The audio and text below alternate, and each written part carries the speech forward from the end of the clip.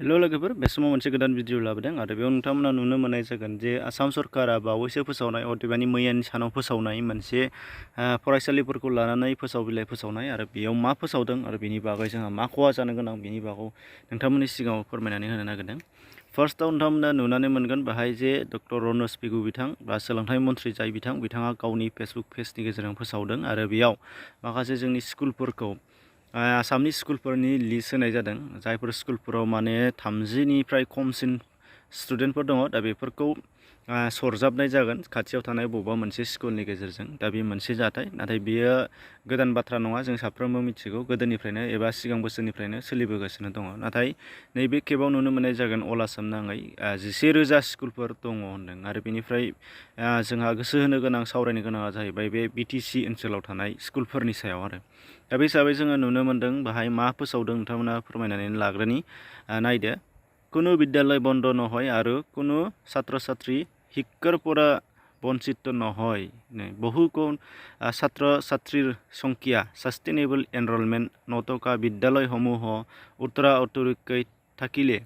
একত্ৰীকৰণ কৰা হ'বনে আৰু बेनिफ्राय होनदों 25 गराखी आरो 30 गराखीकै खम ছাত্ৰ ছাত্ৰী থকা বিদ্যালয়ৰ সংখ্যাৰ তথ্য तलद दिया हल होनदों दानिया बेनिफ्राय जायफोर फरायसालिफोराव 25 एबा 30 बिनिफ्राय खमसिन स्टुडेन्टफोर दङ बैफोर फरायसालिफोरखौ माने सरजाबनाय जागोन बबेबा मोनसे खाथिनि स्कुलजों दा बेबादि फोरमायनाय जादों दा बेयो गोदान बाथ्रा नङा नाथाय जोङो गोसो होनो नागिरनाया बेसो नैबे गाहायाव बिथाङा चार्ट होदों आरो बे चार्टखौ जोङो नायना लानि गाहायाव दङ मोनफा मोनफा नोंथांमोना नुगोन फार्स्टआव नुगोन नोंथांमोना बेयाव गासै माने जायफोर स्कुलफोराव माने 6निफ्राय लानानै 17, 18, 19 थांनानै 30सिम फरायसाफोर दङ दा बेफोर स्कुलनि बियो फारिलाइ आरो बेयाव प्राइमारि आपार प्राइमारि सेकेन्डारि आरो हायार सेकेन्डारि बिसोरो गोलैजोबगोन आरो गभर्नमेन्ट एबा प्रभिन्सियेलाइजआल' बाहाय गोलैगोन दानिया नायनोसै जों बाहाय मा नुनाय जादों टटेल बेयाव गासै दङ बेबायदि 30 सासिम फरायसा 16निफ्राय 30 सासिम थानाया 7,736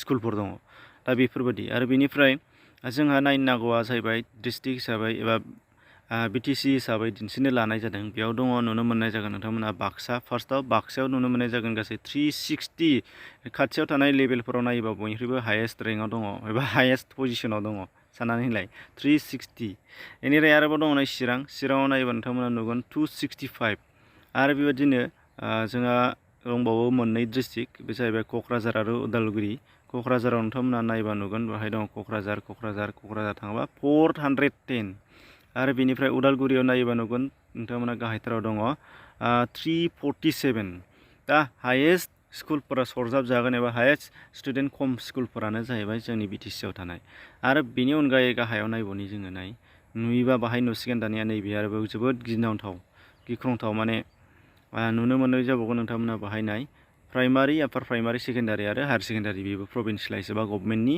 बे जाहैबाय 0 टिचार थानायनिफ्राय लानानै 15 जनसिम 0 स्टुडेन्ट थानायनिफ्राय लानानै 15 जनसिम स्टुडेन्टफोर 15 सासिम स्टुडेन्ट थानाय स्कुलफोर बेयाव जोङो नायबा नुगोन बाक्सा 160 खाथियाव रावबो बेबायदि गैया 160 दङ बाक्सायाव बेनिफ्राय दङ चिरांखौ नायोबा जोङो नुनो मोननाय जागोन 155 150 आरो बेनिफ्राय ओरैहाय नायोबा क'क्राझाराव नायोबा जों नुनो मोननाय जागोन नोंथांमोना नुदों बाहाय 177 आरो बेनिफ्राय उदालगुरि हिसाबै जोङो नायोबा नुगोन बाव गासै 170 रावनिबो खाथियाव गैया बेफोरबायदि माने जाहोना मा मिथिगौ नोंथांमोना गोबाङानो मिथिगौ दा बेयाव जाहोना गोबां जाहोन दङ जोंनाव नाथाय मेनलि फार्स्ट जाय प्रब्लेम बे प्रब्लेमखौ सल्भ खालामनांगौमोन बे जाहैबाय टिचारनि प्रब्लेम टिचार गैयैनि थाखायनो स्टुडेन्टफ्रा माने गैया आरोखि दा जोंनि गभर्नमेन्ट स्कुलफोराव टिचार थानायमोनब्ला प्राइभेट स्कुलाव खाथियाव खुलिनांनाय नङामोन आरो प्राइभेट स्कुला जुदि खुलियामोनब्ला एबा प्राइभेट स्कुल थासेयावबो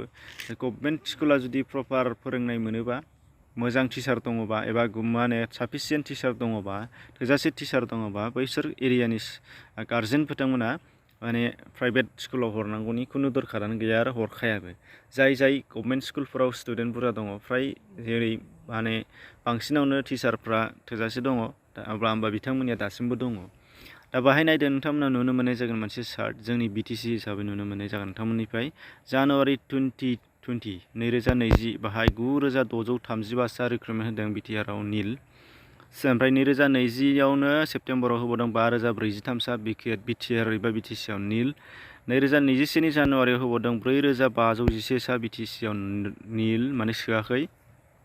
आरो बिनिफ्राय दंबावो 2022 फेब्रुवारि दानाव 9354 सा होदों BTC आव गैया। आरो बेनिफ्राय 2022 अक्ट'बराव होदों 1346 सा BTC आव गैया। आरो बेनिफ्राय मा होबावदों मे दानाव 2023 आवनो होबावदों 5320 सा BTC आव गैया। आरो बिनिफ्राय नै दा बिथांमोना फोसावगासिनो अक्ट'बर दानाव सोनो गोनां होननानै गासै गैयाबाबो 5000नि बारा बिथांमोना मख'गासिनोखा। आरो बेखौ जुदि मावबावोबा बिथांमोना आसामनिया सल्भ जाबावगोन। नाथाय जोंनि BTCआ सोलोंथाइ बिथिङानो जा गासैबो बिथिङावनो जोङो जौगासिननांगौ होननानै आसामनि बेलायाव जोङो काउन्सिल मोनदोंमोन, नाथाय बेयाव गैया। आरो दा बिदि खोथा बुंनाय लोगो लोगो गोबाङानो राजखान्थिनि खोथा लानानै राजखान्थियाव सोमोन्दो थानाय जायफ्रा सरकारजों सोमोन्दो दङ रागा जोंनो हागौ। नाथाय रागा जोंनायनि खुनु खोथा गैया। बेयाव नोंथांमोना बयबो मिथिगौ, नुनो मोननाय जादों जोंनियाव गोबां टेट टिचार फोरोंगिरि जानो हानाय बा टेट पास जानाय बिजाथिफोर दङ, आसामनियानो जा आरो BTCनि 6 सिडिउलनियानो जा। दा गभर्नमेन्टआ थगायबोबाय थादों। नोंथांमोना नुगासिनो दङ बेसेबांबा बोसोर सिगांनिफ्रायनो गभर्नमेन्टआ माने फर्माव फैनायनि उनावफ्रायनो बुंबोगासिनो थादों टेटखौ होगोन, मालाबा डेटबो लानाय नुदों बिथांमोनहा, नाथाय दिनैसिम फैला। आरो बेजों लोगोसे बिथांमोना आसामनि टेटखौ नाङा होननानै 6 सिडिउल टेट स्पेसियेल टेट खुंगोन होननानै खुंदों। खुंनायनि दिनाव दिनै मास मोननै मोनथाम बारलांबाय, नाथाय जेबो माने स्टेपआनो गैया।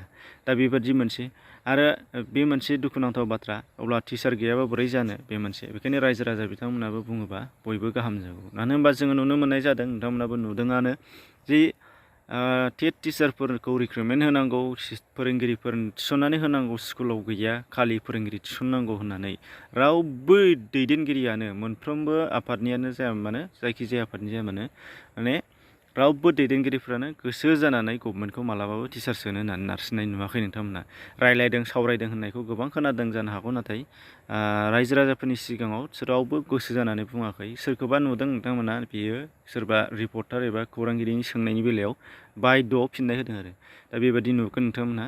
दा बेखायनो दिनैनि कन्डिसना बे।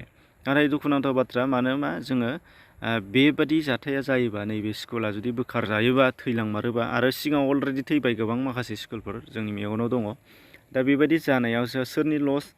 जायफोर बिथांमोनहा स्कुल गायसननांगौ होननानै, जोंनि गामियाव स्कुल नांगौ होननानै LP स्कुलानो जा ME स्कुलानो जा फसंदोंमोन, हा हगारना होदों खायफाया न' लुना होदों, खायफाया गामियावनो थाखा फैसा खांलायलायनानै होदों। बेनि उनावहाय बेयाव फोरोंगिरि थिसनदों, फोरोंगिरिया बेथन गैयालासे मावदों, मावै मावनानै जेलाना प्रभिन्सियेलाइज एबा गभर्नमेन्टआ आखायाव लाबाय, अब्लानिफ्रायसो रायजो राजाफोरनि आखाइनिफ्राय गभर्नमेन्टआव थांदों बे स्कुला।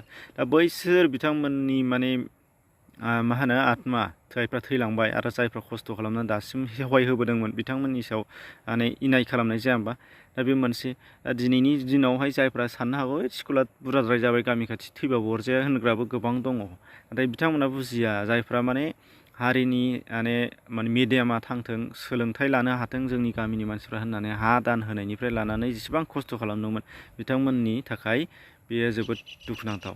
आरो बेजों लोगोसे जोंनि गामियाव थानाय जायफ्रा माने गभर्नमेन्ट स्कुलाव फोरोंनो हायो एबा फोरोंनांगौ जायो बायध'था, बैसोर माने अन्थाव बाथाव गारजेन बिथांमोन, अन्थाव बाथाव गथ'फोरनि सायाव इनाय खामानि मावनाय जायाखै होनबा बे।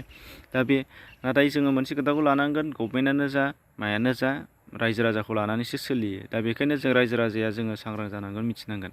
दा बेबादि बेलायाव नाथाय मास्टार सोनायनि बेलायाव बुङोब्लानो रायजो राजायाबो माने जेबो देहायाव नाङा, सानो जे गभर्नमेन्टनि जब मोनगोन, नोंस्रा साख्रि मोनगोन, गुबुनफ्रा मा जानो, नैबादि जायफ्रा टेट पास जानाय बिथांमोना बुङोबाबो बुंहरफिनजानायखौ जोङो नुनो मोननाय जायो। दा जेखि जाया मानो नोंथांमोननि सिगाङाव बेखौनो बुंदों, जायफ्रा सरकारजों जायफ्रा आफादफोरजों सोमोन्दो दङ, एसे बुंनानै होनांगोन, लाखिनो हानांगोन बेखौ। मानो होनबा बार बुंगासिनो दङ, सिगां समाव जोङो सावरायनानै गोबाङानो होबथाफिनबाय, बन्द' जाबाय होननानैबो खोनायो। खिन्थु नै मैयानि दिनावहाय आरोबाव सोलोंथाइ मन्थ्रि बिथाङा होफिनखादों, खुनु माने रेहाय होनाय नङा, बेखौ बानायनाय जाखासिगोन होननानैबो नोंथांमोना खौरां बिजोङाव नुनो मोननाय जादों। बेखौनो लोगोसे नोंथांमोनजों शेयार खालामदोंमोन। एसेनोसै, गोजोन्थों।